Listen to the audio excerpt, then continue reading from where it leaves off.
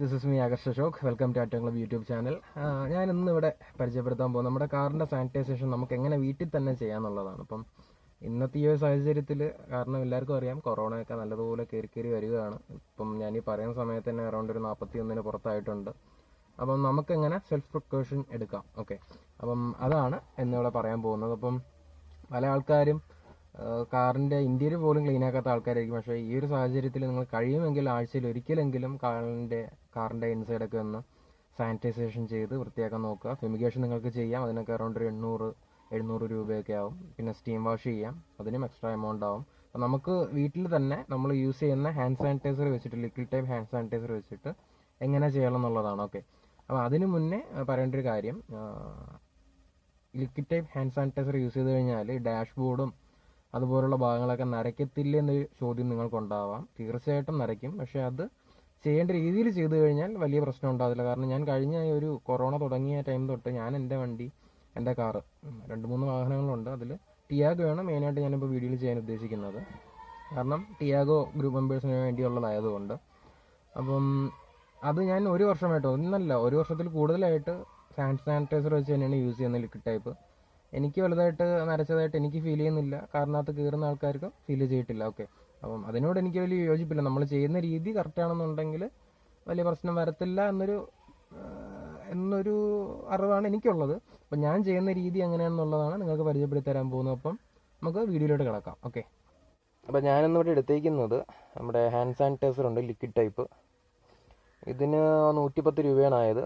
280 ml, 250 ml, 140 എഴുതിക്കുന്നത് 120 രൂപയ്ക്ക് കിട്ടി. പിന്നെ 2 മൈക്രോ ഫൈബർ ക്ലോത്ത് 400 GSM, പിന്നെ ഒരു മൈക്രോ ഫൈബർ ഗ്ലൗ. അപ്പം ആദ്യം നമുക്ക് മൈക്രോ ഫൈബർ ഗ്ലൗ വെച്ചിട്ട് നമ്മുടെ ഈ ഡാഷ്ബോർഡും നമുക്ക് ഈ വണ്ടിക്കകത്ത് നമുക്ക് ഐ കോണ്ടാക്ട് ഏതൊക്കെ ഭാഗങ്ങൾ കാണാൻ പറ്റുന്നുണ്ടോ അതെല്ലാം കഴിയുമെങ്കിൽ ക്ലീൻ ചെയ്യുക. അല്ലാതെ സ്റ്റിയറിങ്ങും ഗിയറും ഹാൻഡ് ബ്രാക്കും ഡോർ പോക്കറ്റിൻ്റെ അത് മാത്രം ചെയ്യാൻ നിൽക്കാതെ വണ്ടിയുടെ അകം നമുക്കിപ്പം ഏതൊക്കെ ഭാഗങ്ങൾ കാണാൻ പറ്റുന്നുണ്ടോ അതെല്ലാം ചെയ്യുക. ഈ വണ്ടി ആൾറെഡി സാനിറ്റൈസേഷൻ പ്രോസസ്സ് കഴിഞ്ഞ് കിടക്കുകയാണ്. അപ്പം വീഡിയോയ്ക്ക് വേണ്ടി ഞാൻ ഒന്നും കൂടെ ചെയ്യുന്നേ ഉള്ളൂ. ചെയ്തിട്ട് എന്തായാലും ഒരാഴ്ച ആയി കാണും. അപ്പം ഞാൻ ജസ്റ്റ് ക്വാറന്റൈൻ ആയിരുന്നു. അത് കഴിഞ്ഞിട്ട് വീണ്ടും ഫാമിലീസിനൊന്നും വണ്ടിക്കകത്ത് കയറ്റിയിട്ടില്ല. അപ്പം ഒരു പ്രിക്കോഷൻ എന്ന രീതിയിൽ ഒന്നും കൂടി ഞാൻ എൻ്റെ രീതിയിൽ ഞാൻ ഈ 1 വർഷത്തോളം ചെയ്യുന്ന രീതിയിൽ ചെയ്യുന്നതേ ഉള്ളൂ. അപ്പം ഡാഷ്ബോർഡുണ്ട്, സെൻട്രൽ കൺസോളുണ്ട്, സീറ്റ്സ് ഉണ്ട്, ബാക്ക് സീറ്റ്സ്, പിന്നെ റൂഫ്. നമ്മൾ പല ആൾക്കാരും വിട്ടുപോകുന്നൊരു കാര്യമാണ് ഇന്റീരിയർ ക്ലീനിങ് എപ്പോഴും ചെയ്യുന്ന സമയത്ത് റൂഫിൻ്റെ സംഭവം. അപ്പം റൂഫാണ് മെയിനായിട്ട് എപ്പോഴും ട്രീറ്റ്മെൻറ്റ് ചെയ്യേണ്ട ഒരു ഘടകം. ഓക്കെ, പിന്നെ എ സി വെൻസ് ക്ലീൻ ചെയ്യുന്ന കാര്യം ബുദ്ധിമുട്ടാണ്. അത് ഇന്റീരിയർ ക്ലീനിങ്ങിൻ്റെ ഒരു വീഡിയോ ഇട്ടിട്ടുണ്ടായിരുന്നു, അതുപോലെ ചെയ്യാം. പിന്നെ ഇതിനകത്ത് മെയിനായിട്ട് നിങ്ങൾ ചെയ്യേണ്ടത് ഈ ഭാഗത്താണ് നമ്മുടെ ക്യാബിൻ എയർ ഫിൽറ്ററിൻ്റെ വരുന്നത്, AC ഫിൽറ്ററിൻ്റെ ഫിൽറ്റർ വരുന്നത്. അപ്പം ഈ ഒരു സാഹചര്യത്തിൽ അതും കൂടി ഇളക്കി മാസത്തിൽ ഒരിക്കലെങ്കിലും ക്ലീൻ ചെയ്യുന്നത് കൊണ്ട് വളരെ നല്ലതായിരിക്കും. കാരണം നമ്മൾ വണ്ടിക്കകത്ത് വിടുന്ന ശ്വാസം എന്താണെങ്കിലും ഇതുവഴി സക്ക് ചെയ്തിട്ടാണ് AC വെൻ്റ് വഴി വരുന്നത്. ഓക്കെ, അതുപോലെ തന്നെ ചില സമയത്ത് ഇത് ഓഫാണെന്നുണ്ടെങ്കിൽ, ഈ സ്വിച്ച് ഓഫ് ആണെന്നുണ്ടെങ്കിൽ ഔട്ട്സൈഡിൽ നിന്നുള്ള എയർ ആയിരിക്കും വണ്ടിക്കകത്തോട് കയറുന്നത്. അപ്പോൾ ഔട്ട്സൈഡ് എന്തുമാത്രം പൊല്യൂട്ടഡ് ആണെന്നുള്ളത് നമുക്കറിയത്തില്ലായിരിക്കും. അപ്പം ഫിൽറ്ററെല്ലാം ഫിൽറ്റർ ചെയ്തിട്ടാണ് നമുക്ക് തരുന്നത്. അപ്പം അതിനനുസരിച്ചുള്ള പൊടി മൊത്തം ഫിൽറ്ററിലുണ്ടാകും. അപ്പം നമുക്ക് നമ്മുടെ പണിയിലോട്ട് കിടക്കാം. നമ്മൾ ഈ സാനിറ്റൈസർ എപ്പോഴും അപ്ലൈ ചെയ്യുമ്പോഴും ഡയറക്റ്റ് ഡാഷ്ബോർഡിൽ അടിക്കാതിരിക്കുക. ഓക്കെ, ഡയറക്റ്റ് ഡാഷ്ബോർഡ് അടിച്ചു കഴിഞ്ഞാൽ അത് നമുക്ക് ഈ നരയ്ക്കാനുള്ള കാരണം ഇടയാണ്. അപ്പോൾ നമുക്ക് എപ്പോഴും ഒരു മീഡിയേറ്റർ എന്ന് പറഞ്ഞാൽ മൈക്രോ ഫൈബർ ക്ലോത്ത് ആണ്, അത് യൂസ് ചെയ്യുക. അതിൽ സ്പ്രേ ചെയ്തതിന് ശേഷം സ്പ്രേ ചെയ്തു ജസ്റ്റ് ഒന്ന് ചെറിയൊരു വൈപ്പ് ഔട്ട് ചെയ്തെടുക്കുക. എല്ലാ ഭാഗത്തും ആകുന്ന രീതിയിൽ നമുക്ക് തുളച്ചിങ്ങെടുക്കുക. ഇത്ര മാത്രമേ നമ്മൾ ചെയ്യേണ്ടതുള്ളൂ. ഓക്കെ, അപ്പം ഈച്ച് ആൻഡ് എവരി കോർണർ പറ്റുമെന്നുണ്ടെങ്കിൽ നമ്മുടെ കയ്യും എത്തുന്ന ഭാഗങ്ങളൊക്കെ ക്ലീനാക്കി എടുക്കാൻ ശ്രമിക്കുക.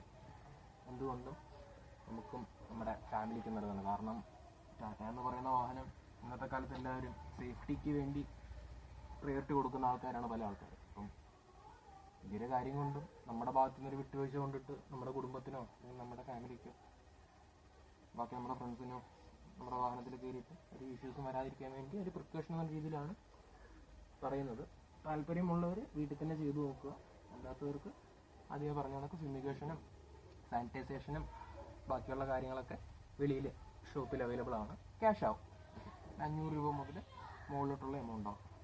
യാതൊരു കാരണവശാലും ഇൻഫർടൈൻമെൻറ്റ് സിസ്റ്റത്തിൽ ഡയറക്റ്റ് സ്പ്രേ ചെയ്യരുത്.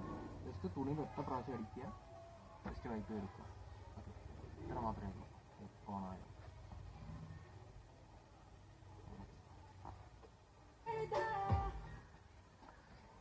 ഹോർ മോഡൊന്നും ഓണായതാ.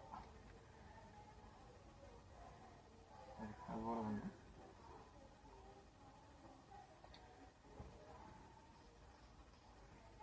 എല്ലാ ഭാഗങ്ങളും നമുക്ക് എവിടെയൊക്കെ കാണാൻ പറ്റും ആ ഭാഗങ്ങളെല്ലാം ഇതിനകത്ത് എടുക്കുക.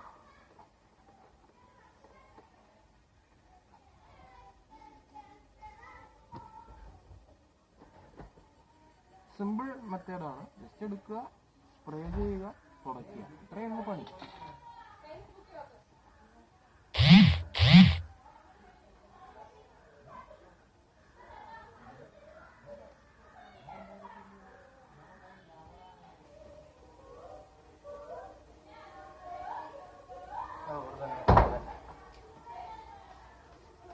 ഡോർ പാഡുകൾ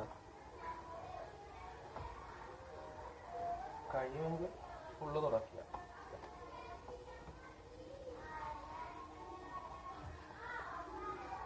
യാതൊരു കാരണവശാലും സ്പ്രേ ഡയറക്റ്റ് പ്ലാസ്റ്റിക്കിലോട്ട് അടിക്കരുത്. ഒരു മീഡിയത്തിൻ്റെ സഹായത്തോടു കൂടി യൂസ് ചെയ്ത് ഫുള്ള് അയക്കി എടുക്കുക. ഓക്കെ, അപ്പം ഈ വീഡിയോ ഇടാൻ എനിക്ക് തോന്നിയൊരു കാര്യം, നമ്മുടെ ടാറ്റ മോട്ടോഴ്സിൽ ഒരു 2 സ്റ്റാഫ് കോവിഡ് കാരണം മരിക്കുകയുണ്ടായി. പല ആൾക്കാരും ഈ എമൗണ്ട് കൊടുക്കാൻ തയ്യാറാവുന്നില്ല. അപ്പോൾ വണ്ടി സാനിറ്റൈസേഷൻ ചെയ്തതായിട്ട് ഒരു പ്രോപ്പർ ഈ ഹാൻഡിലും ബാക്കിയുള്ള കാര്യങ്ങളും മാത്രം ചെയ്തിട്ടിങ്ങനെ തരും. അപ്പം നമ്മുടെ ഭാഗത്ത് നിന്ന് ബാക്കിയുള്ളവർക്കോ അല്ലെങ്കിൽ നമ്മുടെ ഫാമിലിക്ക് ഒരു കുഴപ്പമുണ്ടല്ലോ. കാരണം അവരെ നമ്മളെ പോലെ അവിടെ ജോലി ചെയ്യുന്ന ആൾക്കാരാണ്. അപ്പം സാനിറ്റൈസേഷൻ നിങ്ങൾക്ക് പൈസ കൊടുത്ത് ചെയ്യാൻ ഷോറൂമിൽ താല്പര്യമില്ലെന്നുണ്ടെങ്കിൽ ഇതുപോലൊരു തുണിയും ഒരു ഹാൻഡ് സാനിറ്റൈസർ കിട്ടൊരു ഹാൻഡ് സാനിറ്റൈസർ മാറ്റി വെച്ചിരിക്കുക. ഓക്കെ, എന്നിട്ടത് വണ്ടി അവർക്ക് കൊടുക്കുന്ന സമയത്തും ഇതുപോലെ ഒന്ന് ക്ലീൻ ചെയ്ത് കൊടുക്കുക. വണ്ടി തിരിച്ചെടുക്കുന്ന സമയത്തും ക്ലീനാക്കി എടുക്കുക. നിങ്ങൾക്ക് കൂടിപ്പോയാൽ നഷ്ടമാകുന്നത് ഒരു 150 രൂപ ആയിരിക്കാം തുണിക്കും ഇതിനും കൂടെ വരുന്ന എമൗണ്ട്. അപ്പം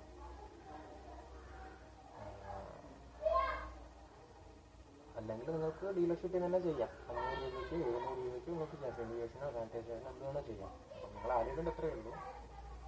നമ്മുടെ ഈ ഒരു സാഹചര്യത്തിൽ നമ്മുടെ ജീവൻ്റെ വിലയാണ് ഈ 500-ഉം 300-ഒക്കെ എന്നൊക്കെ പറയുന്ന എമൗണ്ട്. അത് കൊടുക്കുന്നത് കൊണ്ട് നഷ്ടമില്ലെന്ന് ഞാൻ പറയും. കാരണം നമ്മൾ എന്നും സർവീസ് സെൻ്ററിൽ വണ്ടി സർവീസ് സെൻ്ററിൽ പോകുന്നില്ല. സർവീസ് വലുതാവാൻ മാത്രമേ പോകുന്നുള്ളൂ. വർഷത്തിൽ എങ്ങനെയായാലും ഒരു 2 പ്രാവശ്യം അല്ലെങ്കിൽ 3 പ്രാവശ്യം. ഇൻ കേസ് ഇനി കംപ്ലൈൻറ്റ് ഉണ്ടെങ്കിലും ഒരു 300 രൂപ ചെയ്യുന്നതുകൊണ്ട് തെറ്റില്ലെന്നാണ് എൻ്റെ അഭിപ്രായം. കാരണം നമ്മൾ മുടക്കാൻ ആവശ്യം പോലെ പൈസ നമ്മൾ വെറുതെ അനാവശ്യമായിട്ട് നമ്മൾ മരുന്നുകളിൽ ചിലവാക്കുന്നുണ്ട്. ഓക്കെ, അതിന് നല്ലത് നമ്മുടെ ഒരു ജീവൻ്റെ വില 500 രൂപയുള്ളൂ എന്ന് നിങ്ങൾ ആലോചിച്ചാൽ മാത്രം മതി. ഓക്കെ, അപ്പം ഡോർ പോക്കറ്റ് ഫുള്ള് കഴിഞ്ഞു. നമുക്ക് ഗ്ലാസ്സും അതുപോലെ തന്നെ തുറച്ചെടുക്കുക.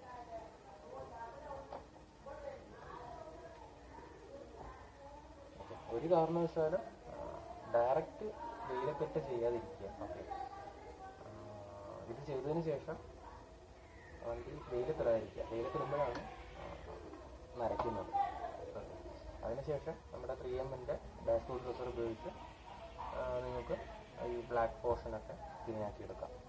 നരയ്ക്കത്തില്ല. ഞാൻ എങ്ങനെയാണ് ചെയ്യുന്നത്, എൻജിൻ ക്ലീനിങ്ങിൻ്റെ വീഡിയോയ്ക്കകത്ത് ഡാഷ്ബോർഡ് ഡ്രസ്സർ എങ്ങനെയാണ് അപ്ലൈ ചെയ്യുന്നതെന്നുള്ളത് ഞാൻ ഇട്ടായിരുന്നു. അപ്പം ആ വീഡിയോ നോക്കിക്കഴിഞ്ഞാൽ എങ്ങനെയാണ് പോളിഷ് ചെയ്യുന്നത് നമുക്ക് മനസ്സിലാക്കാം. ഓക്കെ, ഇനി നമുക്ക് സീറ്റ്